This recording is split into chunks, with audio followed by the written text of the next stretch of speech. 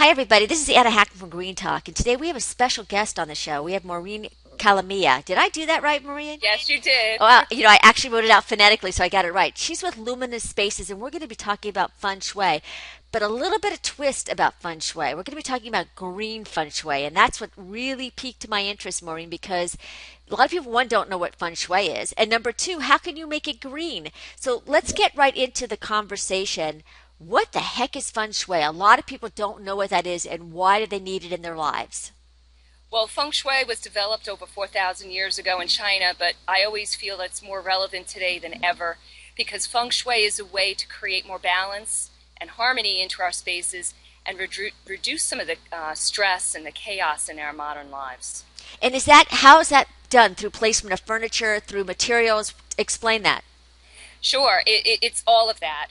There's the flow of energy through your house, so the way the house is designed really impacts the feng shui, as well as the placement of the furniture, the materials that you use, the textures, the colors, and the balance, kind of, we call it the yin and yang, kind of the balance of opposites, trying to create kind of the middle way. It's almost kind of like the Buddhism, the middle way of living is very important. Now, most people aren't going to, tear down their houses and redo things. I mean, there's certain things, when you and I talked offline yesterday, that like are kind of no-nos with Feng Shui. Let's say, for instance, you walk in your front door and there's a staircase staring you right in the middle, and I know that impedes energy. What kind of things could you do with a client to impede that energy?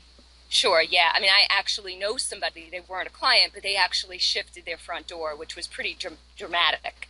You don't need to do that.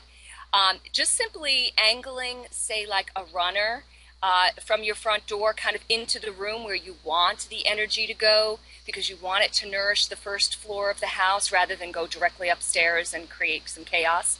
So angling a runner is really great. Even installing, it's like a Swarovski crystal ball. Of course, I don't have one with me at the moment, but there are these crystal balls that you can get. They're kind of called feng shui crystals. Something like that on between the door and the landing of the stairs helps deflect the energy so it doesn't all just funnel upstairs. Now, one thing that people are finding now with their lives is, with the economy, they're having trouble, making ends meet, or they're just not as creative, or their business isn't doing as well. If you had a client that came to you and said, Maureen, I need some help here. I need my home to help me make my business better. What would you go in and do? Do you have like objects to show me? Well, yes, I do have one, but the first thing I would do is make sure that their entry area to the front of their house is really great positive energy, kind of yang energy. One of the things I would recommend would be putting something that moves, so like a water fountain at the front door, because that attracts energy and it moves and lets it flow into the house. Something that's also very yang energy is a soul crystal lamp. These are really wonderful. I don't have this one plugged in right now, but they just give a warm, wonderful glow, orange glow to the space, and it creates some yang energy in that area. And then, of course, I would look to the areas that represent business, such as the back left corner, which is wealth, and or it's also considered the southeast corner of the house, and the fame area and reputation area. And that's also helped by the soul crystal lamp because it represents the fire energy. So that would be perfect there, too. So would you also change placement of furniture? Oh, yeah. Well, I would if I found that there was some blocks, definitely. If there was too much furniture in a space, which tends to happen sometimes. People just kind of acquire things and just kind of keep adding, but they don't edit. So I look to have the furniture flows in the space, and if it's too much or it's in a kind of blocking fashion where you kind of feel like you're being squeezed in and limited, I would definitely recommend moving furniture around. It's a very simple way to bring better energy into a space. When I think of Feng Shui, I always just remember like having a piece of metal, a piece of water, a piece of fire. How do you incorporate all my knowledge is very basic, but how do you incorporate all of that in the space? And the second question I have, sorry to jump to that, is you have had clients, and how have you changed their lives? Oh, okay.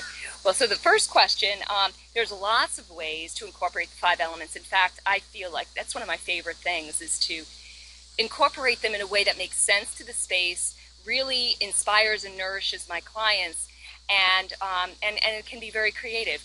So obviously the most important ways to incorporate the elements is the element itself. So fire, using candles to represent fire energy, and lighting those candles and using them is a great fire cure. Another thing is earth. You know, you want to use like real stones. So like a bowl of stones is really wonderful grounding energy, or crystals, really grounding energy. So using that, but you can also use color. You can use shapes. You can use images of that element, such as a waterfall instead of using water. So there's lots of ways to do it, and actually there's information on my website. I have a chart that people can download to take a look at creative ways to use that under free resources. Is that, let's just go to that real quick because I have your site up. I actually have your site up on the photo galleries, but let me just hold on 1 second because I have to move. Sure. I have to move it over to, okay, so tell me free resources. Right at the top there. Hold on a second. There we go. Okay, go ahead. Where it says Feng Shui for businesses or residents. Right, and then underneath that will be creative ways to use 5 elements. And that chart there is a wonderful chart you can download and gives all sorts of fun ideas on how to use the 5 elements in your space. Okay, it's because it's downloading. It's not. There it is. Oh! Took a while. Okay, there it is. Okay, everybody sees this. Let me just scroll down so everybody can see it. This is great. Yeah, it's a lot of fun, and that's my favorite part of the work, really, when we walk around and I have the clients help me. Like, what do they like? How do they want to bring it in? It's a lot of fun. Do you sense when you walk into a client's house things that are going on in their space without them telling you, or? Oh yeah. Very much. I mean, we all know about the problem with clutter. I mean, there's an awful lot about clutter on TV right now, and it is an epidemic. I mean, it is really pretty awful, and the effects on the body and the psyche are tremendous. So if I walk into a client's place that has a lot of clutter around, I have a really kind of good insight that there's a lot of clutter, there's a lot of chaos going on in their mind. So it can be very telling. Very telling. And so tell me some of the results that you've had.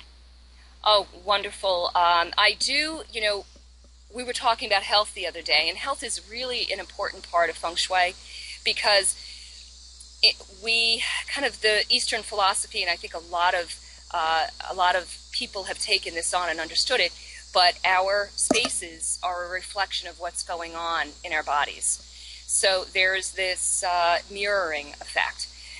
So as far as health is concerned, you need to have your environment to be in the most supportive way to be healthy and to recuperate from illness.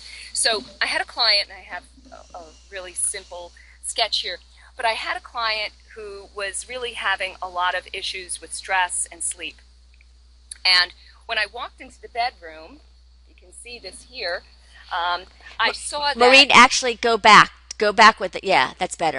Okay. This was the position of their bed, and what's happening here is all this, the energy that flows through our homes, flows through the hallways, flows through all of the rooms, is kind of like blood flowing through our veins. So when it flows through a room, it goes straight in, and this is like one of the worst places to have a bed, to have good health and good sleep patterns. So that was a major issue. So that was number one. And number two, I found that there were electrical lines that were hooked up to the house coming into the corner of their bedroom and running along this wall. So basically, their bed was being electrified all night long. They were getting hit with electromagnetic fields, which are also called EMFs. And I incorporate a lot of different disciplines into my work. And one of them was I have this handy little EMF meter, and I was able to go around and I detected very high EMF ranges in their bed. So 2 major things. We flipped the bed over to this wall, one, to get away from the EMFs, and also because this is something called a power position. There is 3 rules of the power position. You want to be able to see the doorway very easily because that creates a sense of security and safety that you can see what's going on in the room. And you have a solid wall behind you. And you're not directly in line with the door. So those are the 3 rules. And this is a problem I find with a lot of clients, that they don't have their bed in a command or power position. And that definitely impacts a lot on health and recuperation. And, you know, every night our bodies recuperate during our day. So even if we're healthy, we need that time to recuperate. So to be away from EMFs and to have a safe and secure position is so important. And what happens if they can't flip their beds, if they don't have that wall? Well, we will try. The most important thing here would be to get them away from this electromagnetic energy here. So even if they were out of, say, command position and they had to be over here, like maybe with windows behind them, that would be a better situation. You really don't want to be on this wall. And tell me, you know, when we talked earlier, we were talking about green feng shui, which is quite different than just feng shui. You actually have another certification to Yes. green a space through materials. Tell me a little bit about that. And what does that really mean? Because green has gotten such a connotation these days, like everything's like green for some reason, but that's not how you operate. So tell me a little bit about your specialty. Yes, I studied at the Institute of Building Biology, and I received a certification as a building biology practitioner. And what that allows me to do with my clients is to educate them on better choices for living, to be more sustainable and mindful of the environment, and also better choices for products that are not only eco-friendly but also human-friendly. Because this group, this institute, this school was started in the 1980s when they saw that people were coming down with something called multiple chemical sensitivity to all the thousands of toxins that are in our indoor environments. And they have developed this wonderful educational program to help people understand that you know what's green and what is really healthy. So it's a wonderful experience to help clients understand that. Right, because you and I talked offline before that there sometimes is a disconnect between what is green and what is healthy. Like some Yeah. people will say, for instance, like PVC is green because it's not using virgin wood, Right. but that's not so healthy. So Exactly. so tell me Yeah. so tell me some of the things that you've done in a client's house that you saw right off the bat that just really reduced their really impacted their health a lot, that you just kind of like got rid of and revamped. Well, flooring. Flooring has a tremendous impact. So carpet. Carpet is traditionally full of toxins as well as the adhesives that adhere to the floor. So, and having carpeting in your whole house creates an environment of bacteria and just lots of settling of dust and pollen and dust mites. It's just a really unhealthy place. And, I had a client that they had tremendous allergies and asthma.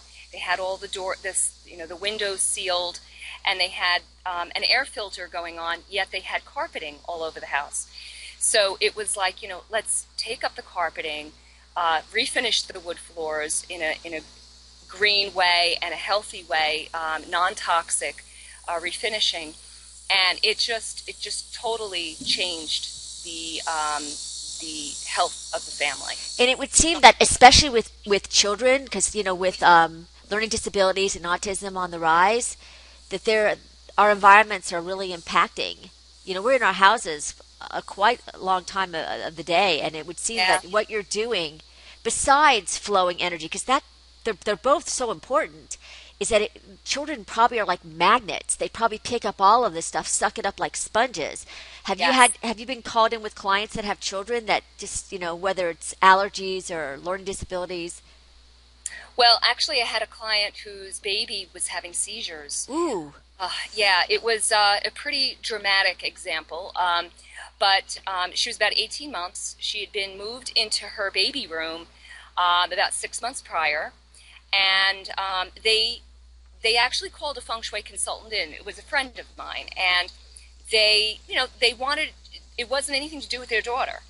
They just wanted to bring a better flow of energy into their space. And my friend, asked some more questions and then called me up because I have the certification to do EMF testing and geopathic stress, which is another type of testing in the earth. And when I went, the range that's acceptable on an EMF meter is 1 to 2 milligauss. In fact, for babies, it's under 1 milligauss. And when I went into her room, went over her crib, it was about 70 milligauss. What was that's 70 milligauss. What was causing that? It was, well, a situation similar to the diagram I just showed, where electrical wires were coming into the house, but they were split off, and it was bad wiring, basically. And the clients, of course, were very upset, but let's just move the child out of that environment starting now. No problem. Move them to a place that's better, which happened to be in the parents' room. And they called an electrician in, and many electricians don't get the EMF area. So I actually happen to know an electrician that's very good. There's few of them out there. And he was able to solve it, no problem. And their child is absolutely happy. She's about 2.5 years old now, and no problems. So it can be really, really dramatic, and children are very much at risk. Wow. God, Yeah. that's amazing. Tell us a little bit about it. Is it Geopath, did you call it? Geopathic stress is natural energies of the earth, and the way we determine what's going on in a space is to use dowsing rods. And I don't have them right at my beck and call here, but dowsing rods were used, they're little metal rods, usually made of copper. They have been traditionally used to find water on a farmland so that they can drill. But dowsing rods have been used for hundreds of years, probably, to determine geopathic stress, like ley lines, global grid lines, black line streams. There's a whole slew of natural lines that sometimes can adversely affect humans and wildlife when they live on it. So oftentimes I have clients that are having health issues, and we find that there's usually 1 or 2 lines kind of crossing under their bed, and that is something that I can help them resolve. So what do? Do you just move their beds, or? That is definitely an option. We always like to do that. Of course, we want to have it in power position, and of course, we want to make sure that it's away from any electromagnetic fields. But I also do resolve it using what we call earth acupuncture. It's kind of similar to body acupuncture that an acupuncturist would use. It's inserting needles into the ground and relieving the pressure from that stress line. This is going to sound like a really off question for you. Yeah, I'm sure it won't. But does geothermal cause any of these problems? You know what? I have not looked into that.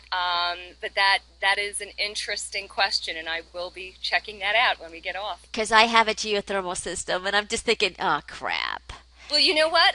Can I answer back to you? Yes, yes. Okay, and then everyone can see the response to that. Yes, I will investigate that. I just wanted to put in a note. All the things that you're talking about, I happen to know, a little bit about. So you're not like blowing my mind and going like, oh, dowsing rods, and I've heard all this stuff, and we actually had an EMF meter too. We were walking around, and also, everybody, Maureen is being such a brave sport because it is hot as Hades out, and she's filming for me so that I can actually see her well with the on-screen webcast. And so if you see Maureen kept wiping her face, it's because she's sitting out in like a 90-degree weather just for you guys.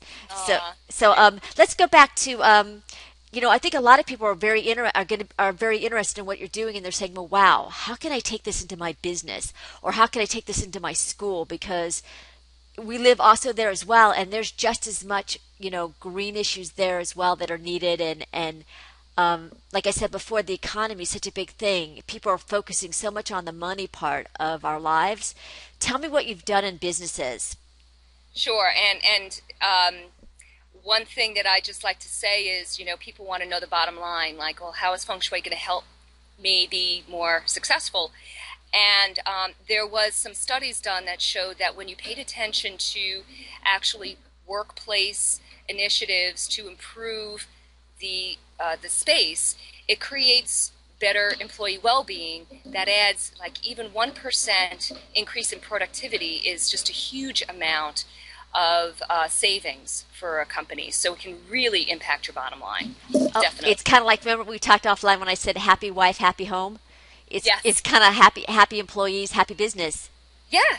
You know, it reduces turnover, reduces absenteeism, and improves their sense of well-being in the space. So happy employees, yes, it improves the bottom line. So give us some case studies that you have of your own clients, like some things that you've done. And I actually have, like I told you, I can flip to the photos for the on-screen cast if you want me to do that. And I know the one we talked about offline was the hairdresser. Yes, with the hair salon. Okay, go ahead, show yours first, and then I can show the pictures. Sure. I'm going to show, just this is like a really crude drawing here, but originally when I went to this space, this was where the reception desk was, and the reception desk is like in the shape of an arrow. So the people would walk off the parking lot from this particular direction and go right into the space, and it's a poor feng shui setup in that people are feeling kind of assaulted not only by having the reception desk directly in front of them, but it's in the shape of an arrow, like, pointing at them. But also there's this uncomfortable tension with the receptionist also being directly in line with all that energy coming in. Just like the way the bed was set up, you don't want to be directly in front of a door. So this created a feeling of dissonance as soon as clients walked in. And that's, of course, not what you want them to feel when they're coming into a salon and spa. Plus, this whole space was totally wide open. There was no sense of security at all, or not that you have to be secure in a salon, but just a sense of having some privacy. When your hair is wet and, as a woman, Anna, you're not looking your best when you're getting your hair colored and your hair is up or whatever. It's kind of, you feel kind of vulnerable if you're totally out there in this big open room. So these are just a couple of the things I suggested. We moved the desk over to this side here so that it wasn't directly in front of the doorway here. And we also created a new way to kind of get into the space. We added a nice little railing and put some beautiful shrubs and plants out here. And this way, customers would come off the parking lot, go into this space, and then walk in a very leisurely way. And it kind of slowed them down. You go from your typical, modern, chaotic kind of life. You go into a salon and spa, you want to separate from that. You're coming into a space that's quieter, it's calmer, and you'll feel better. So it kind of creates that mood of walking through this curving place and to be more calm. And the other thing we did here was, instead of having this desk here, we now had a space that we could put up a beautiful wall of bamboo. And this wall now has a picture, has a company sign. So that when people walk in, they see Arame Salon and Spa. It's just right there in front of them. It reminds them, it's kind of brand, repetitive brand name. That's important here. And then we also created these little product areas. So it really kind of warmed up the space and closed it off. We also added a wall here, and they actually do all their color mixing here. So it really changes the whole dynamic of the space now. You walk in and it's not this big, open, empty kind of looking room. It's a much more yin environment, much more soft, and much more productive and successful. So you have before and afters, right? Well, this was just the before and afters are on my website. Okay, hold on, let's go to it. Hold on 1 second. Yes. I gotta go back. I don't have the floor plan on there. Okay, but I think you have the pictures, if I remember correctly. Let me just... And that's better. Okay, I'm on your free resources. Where did I go back to? Oh, the photo gallery is on the right-hand side. Okay, hold on 1 second. Okay. I see the photos. Is it the second one? In? It's the first one at the top, I think. Arame Salon and Spa. Yeah, hold on. I see the arrows. Okay, so this shows, like you were talking about, this is the pictures of, let me just get it up.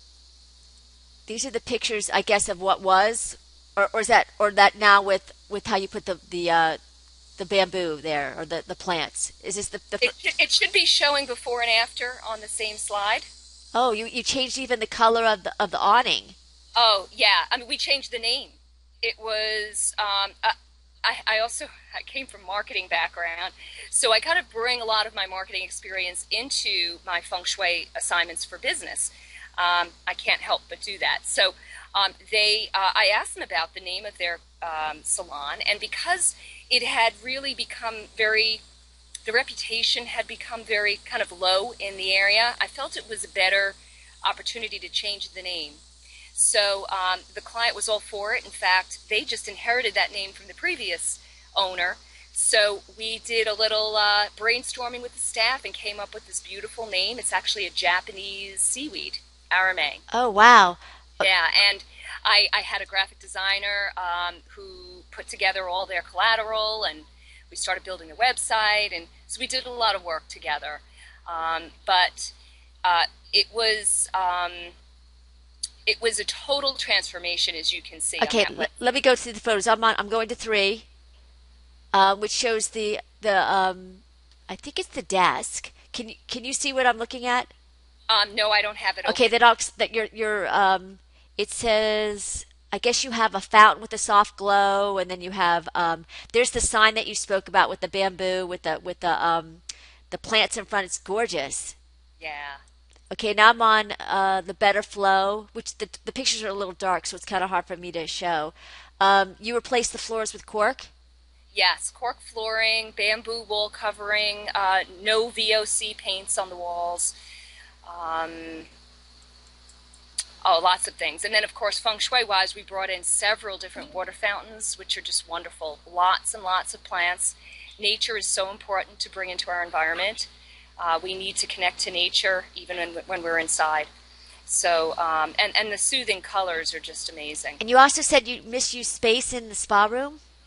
Yes, they had a space, they wound up kind of divesting into selling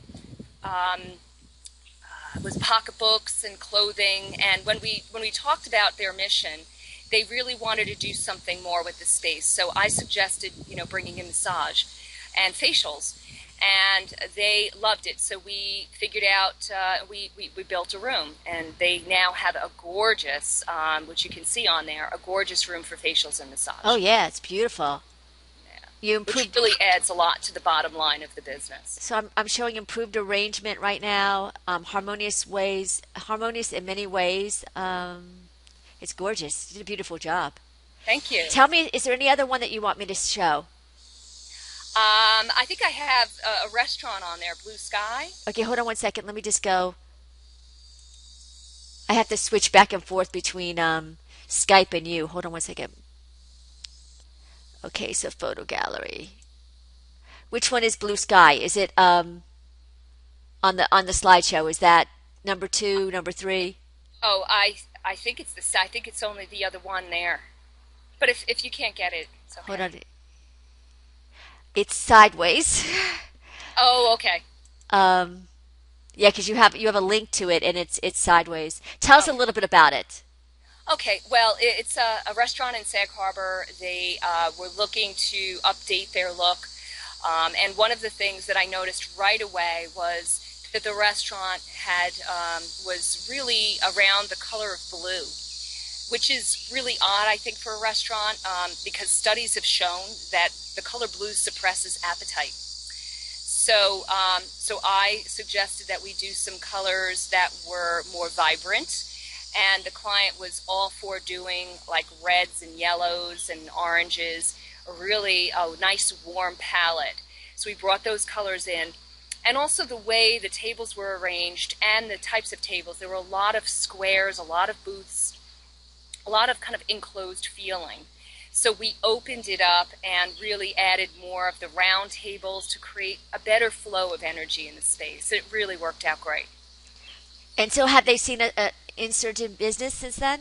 Yes, they did. They did. Are Yeah. people commenting to them about the space? Oh yeah, yeah. It was a pretty dramatic change, and people just loved it.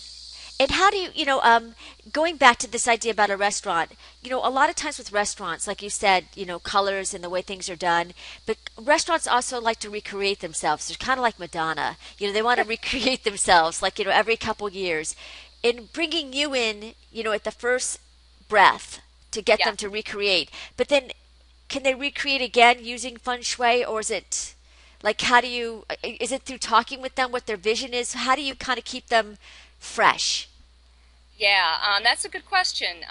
Yeah, I mean, there's a lot of dialogue, but before I ever do anything in a space or recommend anything, and it's all about what are their challenges, what do they want to enhance, like what is their vision, and we work together. I work with interior designers too because I'm not an interior designer, and architects to help them create this vision of transformation. But they can refresh things without doing a major renovation, of course. We all know that. But, they can just add some different color, maybe different artwork or placement, moving placement around a little bit. Of course, all with the mind of being good feng shui. But it's funny because when you just mentioned about designers and architects, I don't know if you know the show on HGTV, Selling New York. Yes, Okay, they actually showed a segment where he brought in a feng shui expert yes. with an interior decorator, and oh my God, talk about fireworks! Because he was like, Well, yeah, because the decorator's like, you're ruining my design, and she was yeah. explaining how you're closing up the space. She ultimately won out because she had the backing of the client. The client was like, listen to her. Hmm. And it made such a difference in the space. I don't know if it convinced the decorator, because they have their own vision, but it was, I'm sure you run against that with decorators and architects. Well, it's all about drama on those shows, and I think that they look for that. I think that they look for personalities that are going to cause conflict. Because if people got along and smiled and had a great time, what good of a show would that be, right? True. But as you could tell, I'm not that kind of person that is very dramatic, and I'm very flexible. I work very well with my colleagues, and clients really appreciate it. And it's true, if a client really is investing in you, if you're the most important kind of, I don't want to say most important, but sometimes I'm the leader on the project, yes, and sometimes I'm not, and that's okay. And we work, we work together to give the best we can give to our clients. But I know, like, if you're going into a business and with feng shui and doing all these things, you're almost sometimes becoming like a management consultant in a sense because you're going to see a lot of things. And how do you deal with that when, let's say, there's certain employees that shouldn't be there, that they're giving off negative auras or doing something that's hurting the business? Do you speak up? Is that not what you do? Are you just more about the flow of energy? How does that all impact? Um, I listen, I ask questions.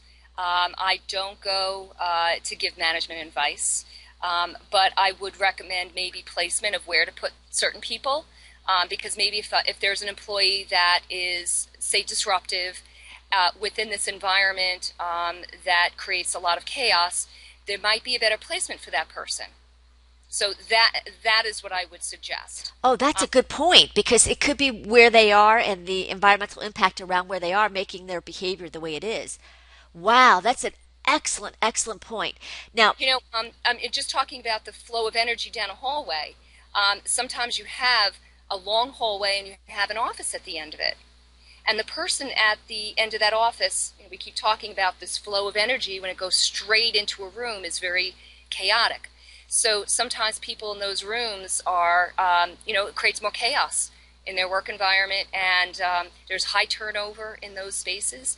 So whenever I see an office like that, I suggest to the client, let's make that a storage room, or if it's a room with a window, let's make that the break room, or, I try to come up with creative ways to use it, or temporary office help. so have you found an insurgence in your like an increase in your business that people are getting this?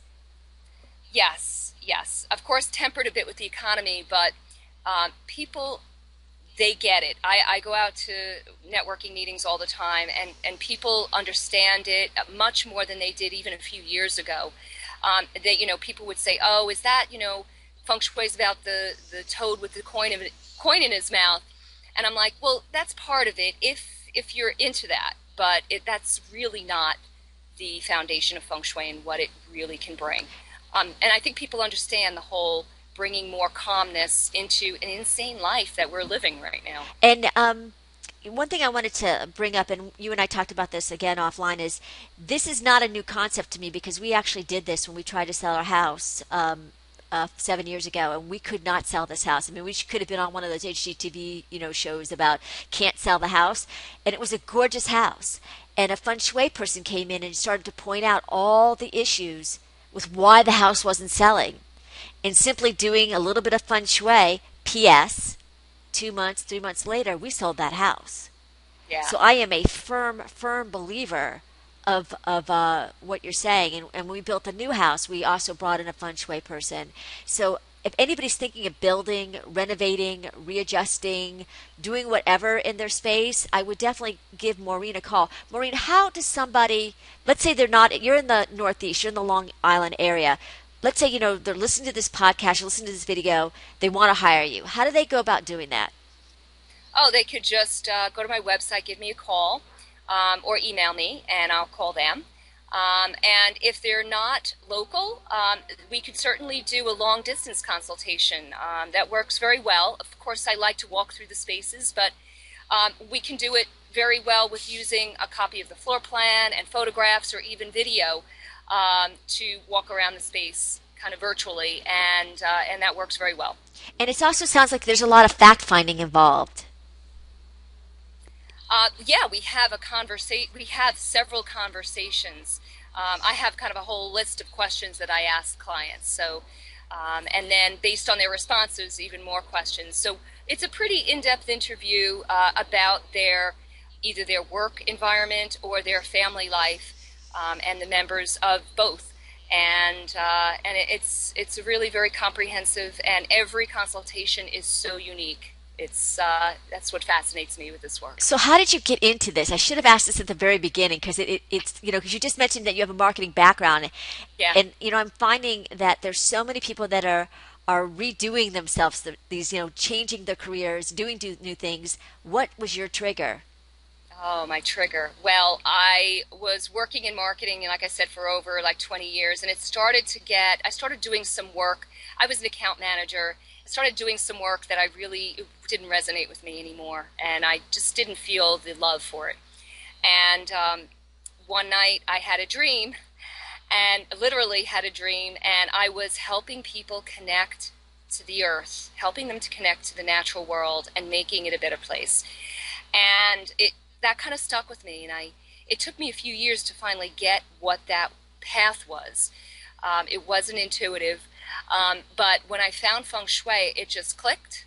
I was in class within a week. I graduated, have been studying ever since because it is a very complex study, a discipline, and there's also different modes or areas of Feng Shui to study. So I'm a constant student, but I also teach at the Metropolitan Institute of Design, a Feng Shui certification program. So it's very fulfilling to me, but it's definitely the path I need to be on. And going back to the business part of it or the home part of it, people can contact you. Give me your website name again. Sure. The website is Luminous, that's Luminous, -spaces, SPACES.com. So luminous-spaces.com. And my email address is Maureen@luminous-spaces.com. Maureen, it's been a pleasure talking with you today. I mean, I have learned so much from you, and I really recommend, like you said, we are living in chaotic times, and sometimes there's always that silver cloud, and you're kind of like the silver cloud that takes you out of that space and brings harmony to where people need to go. I'm thinking, and it's so funny, I'm Oh, talking to you thinking to myself, oh my gosh, I'm a sustainable consultant. Maureen should be my left hand, person, because a lot of that, as a consultant, I find when I go in, I see so many issues with yes. management and so many issues how things are flowing, and really I don't have that expertise. So again, people who are energy consultants or they're green building consultants, Maureen is kind of an addition to your stable. Yeah. And I'm so glad that you actually sought to, in Twitter, that's how we met, is that you Yes. sought me out, because I always believe there's a reason for everything. And it was really great talking with you. And I'm sure you and I will talk a lot offline, because what you do is fascinating. Oh, well, thank you, Anna. And thanks for sweating it out with us. It sounded like the crickets had something to say too. They kind of like, Yeah, I love being outside. It's just a passion, like you with your garden, right? oh yeah, my garden, yeah, my how to lose 5 pounds in 1 hour. It was good talking to you, and I'm sure we'll talk again. Okay, okay, great.